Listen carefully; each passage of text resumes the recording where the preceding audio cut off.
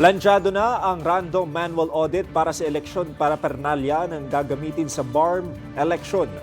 COMELEC may panawagan naman sa publiko para masiguro ang credibility at transparency ng halalan. Si Victor Liantino, nakatutok. Kasado na ang random manual audit para sa kauna-unahang BARM parliamentary elections ngayong taon. Pumirma na kasi ang COMELEC sa isang Memorandum of Agreement kasama ang DepEd, PSA, PPCRV at NAMFREL para mabantayan ang kredibilidad ng boto sa BARM.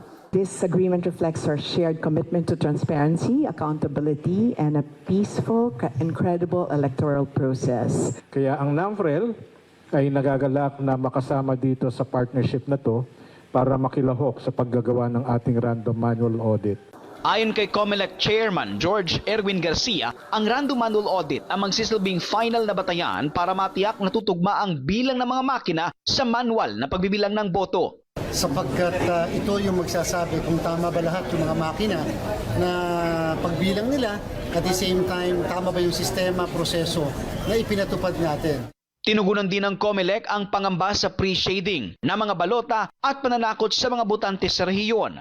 Maigpit ang bilin ni Chairman Garcia sa watchers ng mga kandidato, partido politikal at civil society groups na bantayan ang pagbabiyahe at pag-iimbak ng mga kagamitan sa hubs, probinsya at munisipyo. Tutukan din dapat ang final testing and sealing. Gayon din ang mismong pagbubukas ng kahon ng balota mula alas 5 hanggang alas 7 ng umaga sa araw ng halalan. Madaming pamamaraan kasi ang COMELEC para mapigilan niya. Number one, kaya kami gumagamit ng mga security forces natin para pigilan yung pananakot, pamimili ng boto sa mga kababayan natin. Maigpit ding ipinatutupad ang seguridad kung saan nasa 27,499 na COMELEC checkpoints ang inilatag sa iba't ibang bahagi ng rehiyon. Sa kasalukuyan nasa 24 na individual na ang arestado na halos lahat ay mga sibilyan at umabot na sa 17 ang naitatalang gun ban violations.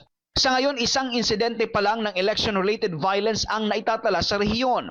Tiniyak ng full body na tuloy na ang kauna-unahang halalan sa BARM sa Setyembre 14. Victor Liantino, IBC News.